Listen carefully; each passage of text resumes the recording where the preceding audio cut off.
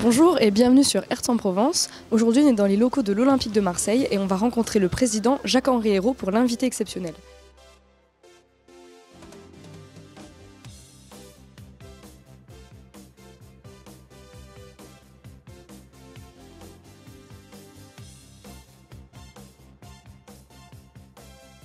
Donc moi j'ai décidé de m'intéresser à l'Olympique de Marseille quand son ancienne propriétaire, Margarita Louis-Dreyfus, a annoncé publiquement que le club était en vente.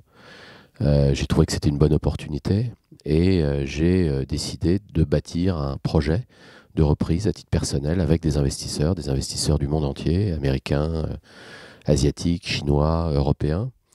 Et j'ai commencé à travailler sur ce dossier jusqu'à ma rencontre avec Frank McCourt, qui a changé la donne puisque on a passé du temps ensemble jusqu'à décider en commun de s'unir pour essayer de reprendre le club, ce qui est arrivé fin août et puis fin octobre quand l'accord a été signé.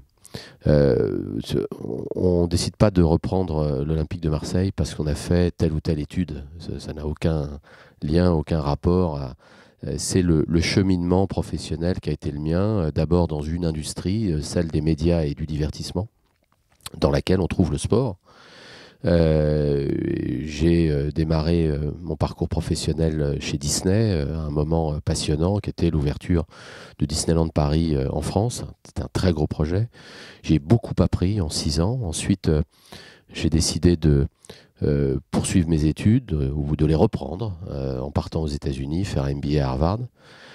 Et je suis revenu en France. Je me suis posé la question de revenir en France, mais je décidé de revenir en France pour entreprendre parce que sur ce campus, j'ai évidemment découvert l'entrepreneuriat, qui était quelque chose que je maîtrisais très mal.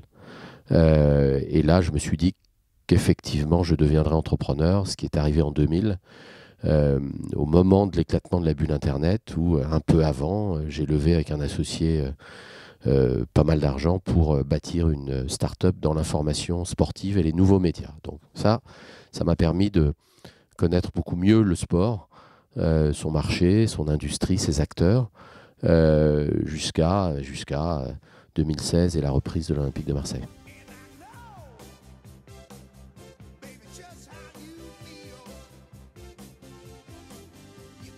Je crois que l'Olympique de Marseille a beaucoup de chance d'avoir un propriétaire comme Frank McCourt. C'est quelqu'un de très expérimenté, qui a une histoire familiale et personnelle étonnante. Sa famille a quitté l'Irlande à la fin du 19e siècle, juste après la famine, la crise de la pomme de terre, qui a laissé des centaines de milliers de morts en Irlande. Et c'est une histoire d'immigrants comme une autre, puisque je crois que c'est son arrière-grand-père qui est parti sans rien et qui s'est retrouvé sur la côte est des États-Unis, à Boston. Et c'est là où le socle familial au XXe siècle s'est retrouvé et s'est développé. D'abord dans les travaux publics, ensuite dans le bâtiment, et puis enfin dans le sport, puisque Frank est devenu le propriétaire d'un des plus gros clubs, d'un des clubs les plus prestigieux aux États-Unis, les Dodgers, un club de baseball à Los Angeles. Il en a tiré une expérience extrêmement riche sur justement le milieu du sport professionnel, la stratégie, la discipline, les valeurs qui font qu'un club peut renouer avec le succès, ce qui n'était pas le cas des Dodgers avant qu'ils prennent le contrôle de cette franchise, comme on dit. Il a aussi racheté le marathon de Los Angeles. Il est devenu un investisseur principal de l'équivalent de la Formule 1 du saut d'obstacles. Il savait que le sport roi, le sport phare dans le monde, c'est le football. Et donc, il avait envie d'investir dans le football. Et je crois que c'est quelqu'un qui est basé aux États-Unis, mais qui voyage dans le monde entier, qui vient très souvent. Il est venu presque assister à un match sur 2 à domicile. Il est très concerné, tout en nous laissant, je dirais, l'autonomie, en tout cas la capacité de jugement qui doit être la nôtre, nous qui sommes sur le terrain. Et il a bien compris qu'on ne gérait pas un club comme l'Olympique de Marseille, comme on gère un club de baseball comme les Dodgers. Donc c'est quelqu'un d'une grande intelligence, d'un grand recul, je crois un visionnaire, qui sait très bien où il veut aller. Euh, et, euh, et donc on est très heureux de vivre cette aventure avec lui.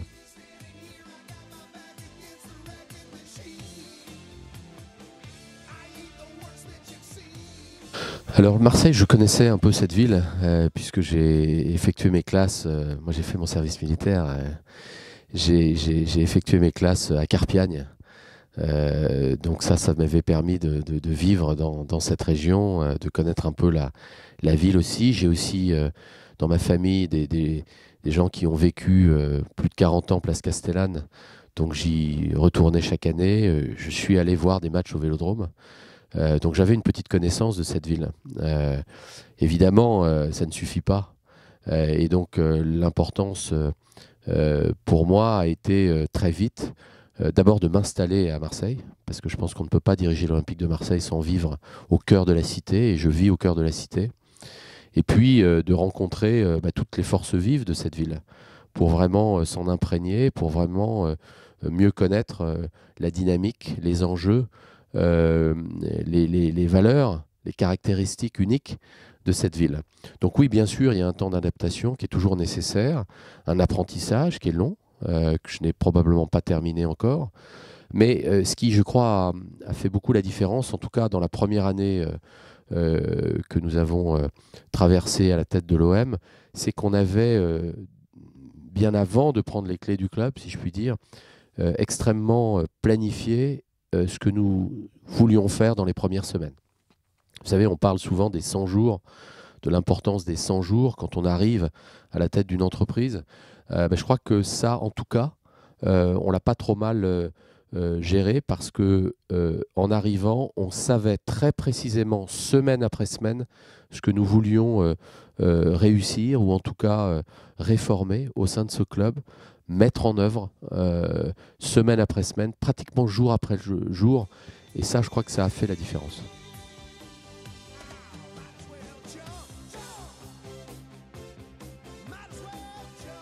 Première chose qu'on m'a dite quand je suis arrivé ici à Marseille, c'est la responsabilité sociale qu'avait ce club à Marseille. Évidemment, j'en avais déjà beaucoup entendu parler, j'avais lu beaucoup de choses sur le sujet, mais c'est vrai que ce club tient une place à part dans la ville. Et donc, pour nous, il est fondamental que nous arrivions à nos objectifs sportifs, la performance qui est la nôtre, l'excellence sur le terrain qui doit être la nôtre. Mais il est tout aussi fondamental d'être perçu comme un club qui agit dans la cité, qui est au contact des autres, qui va au-devant des parties prenantes de cette ville. Et évidemment de ceux qui ont peut-être plus besoin de nous, de notre regard, de notre soutien, de notre attention que d'autres.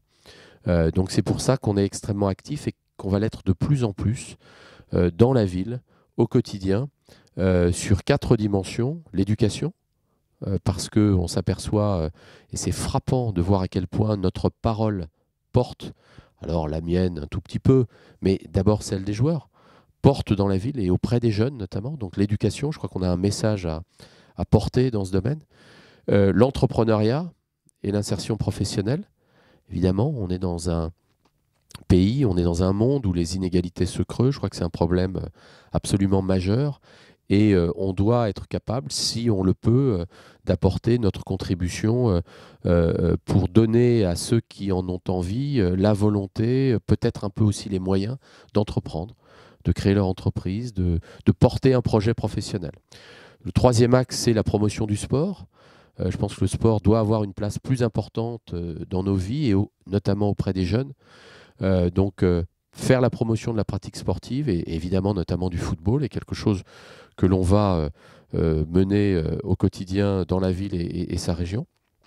Et enfin, dernier axe qui est important pour nous, les arts, la culture. C'est un mode d'expression très puissant et on veut aussi apporter quelque chose. On s'aperçoit que Marseille est une ville où l'intensité culturelle est forte. Il y a des initiatives, beaucoup, partout, pas seulement dans les arts de la rue, comme on les appelle, parce que ça c'est visuel dans Marseille, mais au-delà, je crois qu'il y a beaucoup de choses à imaginer avec les acteurs de la culture ou ceux, pas seulement les acteurs connus ayant pignon sur rue, mais des jeunes ou moins jeunes qui, dans les quartiers peut-être un peu plus défavorisés, ont envie de produire, ont envie de s'exprimer et à qui on ne donne pas forcément cette opportunité. Donc on sera là pour eux à essayer de les soutenir, les stimuler, en tout cas être à leur côté dans ce mode d'expression-là aussi.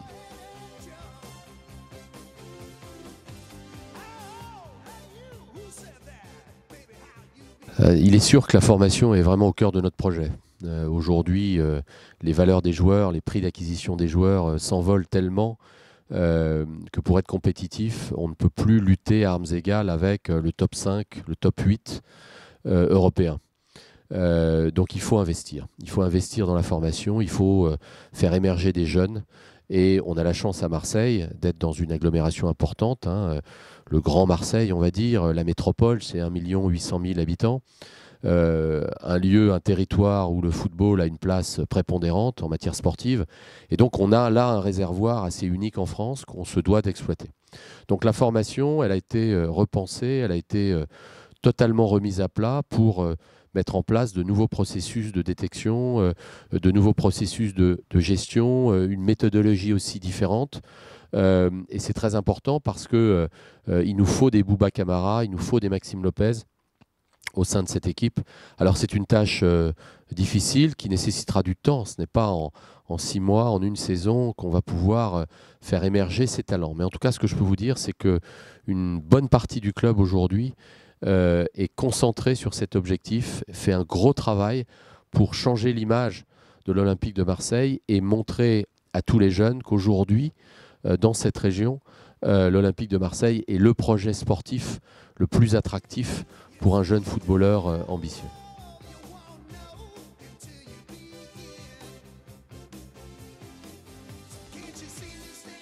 D'abord, c'est notre première saison européenne.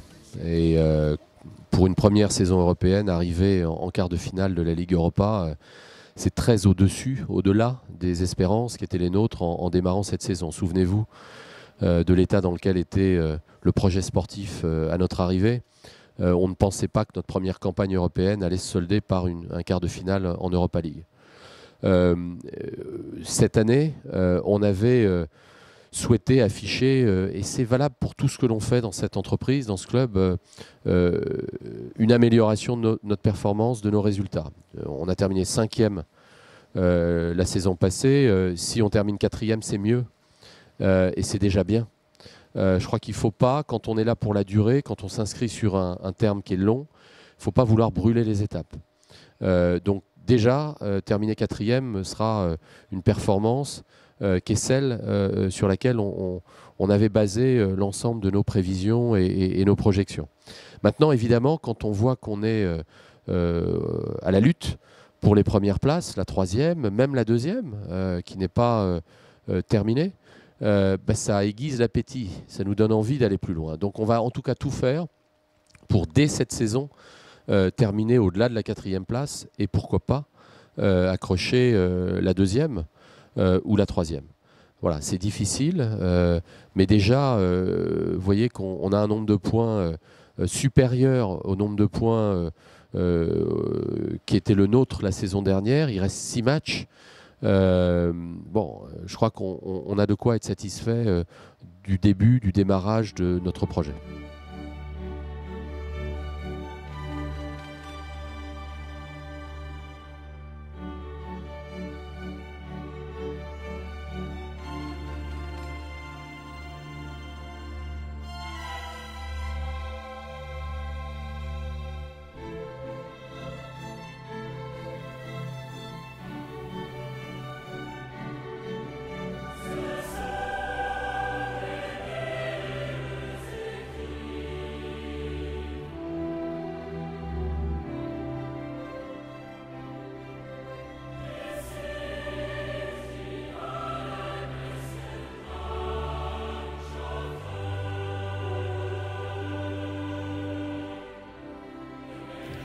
Ah, ça c'est important. Vous savez que j'ai fait Sciences Po un peu plus au nord. Mais je sais qu'à Sciences Po Aix, on travaille d'arrache-pied sur une organisation importante d'un événement majeur dans le monde universitaire qui est le CRIT. Et donc, en 2020, travaillez dur, préparez-vous bien pour que Sciences Po Aix brille et arrive au meilleur résultat possible. Bonne chance à tous.